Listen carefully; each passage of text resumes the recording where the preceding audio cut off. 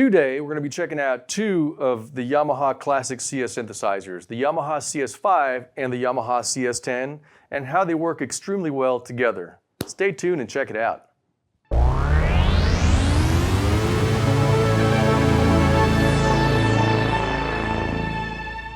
Hi there, I'm Roland Pettis, and this is Alamo Music. Check out our website, alamomusic.com, and hop on the YouTube channel, Alamo Music Sound Lab, and subscribe. We have a lot of cool videos on there. There's a lot more coming up in the future. And today we're going to be checking out a couple different synthesizers in one fell swoop. Two of the Yamaha CS series. We got the Yamaha CS5 and the Yamaha CS10.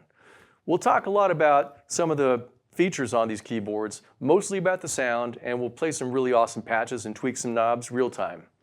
Okay, the Yamaha CS series, quite legendary. We all know about that line of keyboards.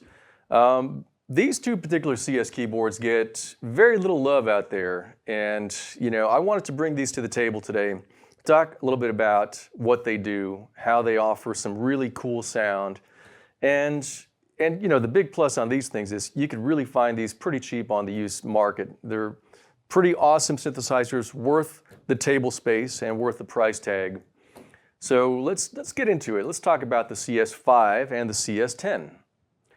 They both kind of operate the same way. They're single VCO synthesizers, and they both offer sawtooth and pulse. The CS10 offers pulse width modulation where the other one does not, so that's a little deficiency on the 5 series. But interesting to note, on the 5, on the LFO section, there is sample and hold, whereas there's no sample and hold on the CS10. So really, once you put these two things together, you really have a powerhouse of a synthesizer. If you integrate them together via CV, or just play them individually, you'll have a 2-oscillator, massively cool sounding synthesizer with a lot of features on the LFO section and a really cool envelope section. What makes the CS series so unique, I think, is the actual sound of the CS series. We're not going to talk about the CS-70 and the CS-80 because those are like really huge sounding keyboards. They definitely have their own sonic imprint.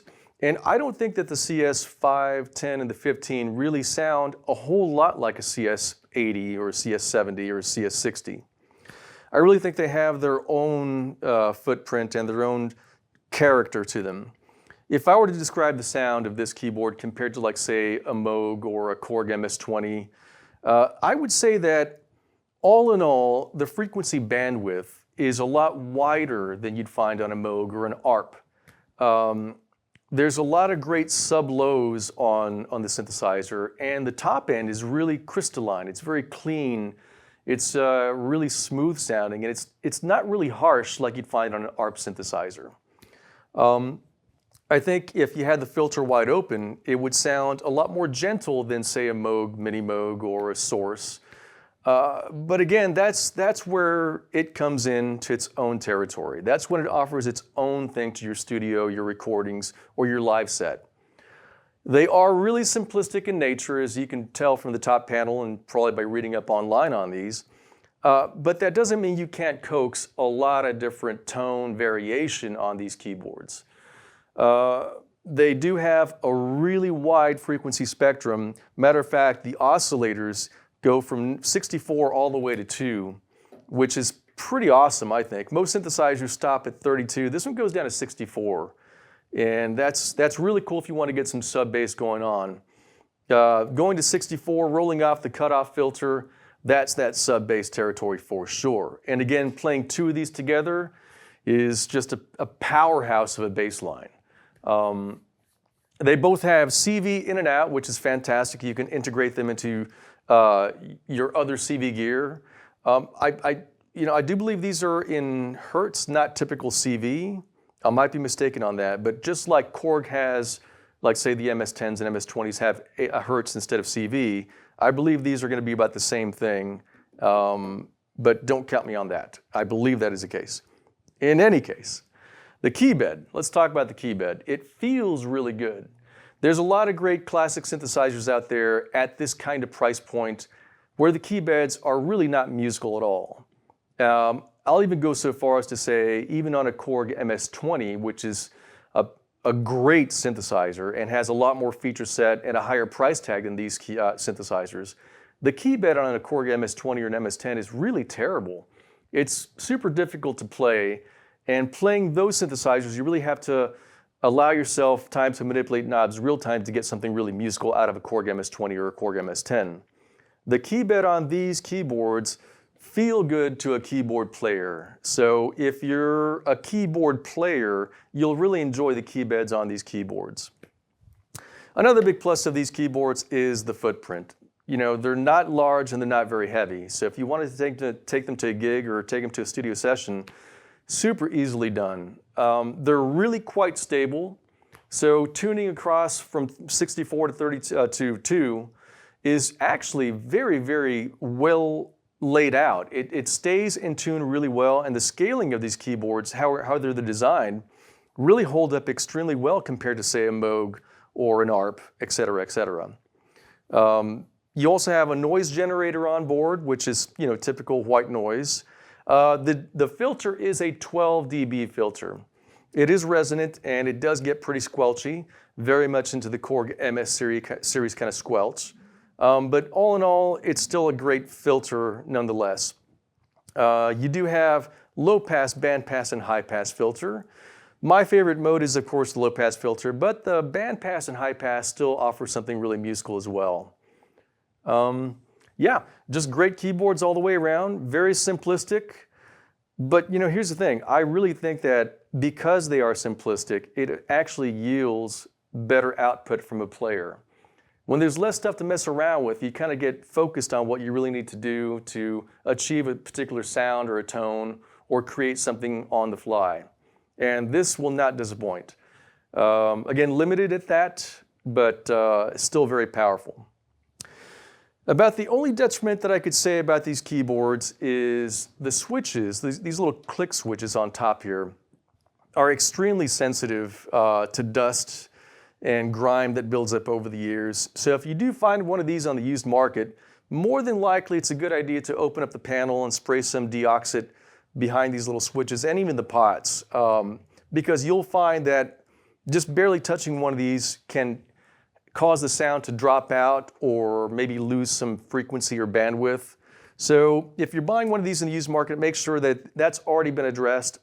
If it's not been addressed, get ready to do a little bit of work. It's not that difficult, and it's actually kind of fun to do it. These are the Yamaha CS5 and the CS10. Great synthesizers. Well, enough talking about these cool keyboards. Let's hear them in action.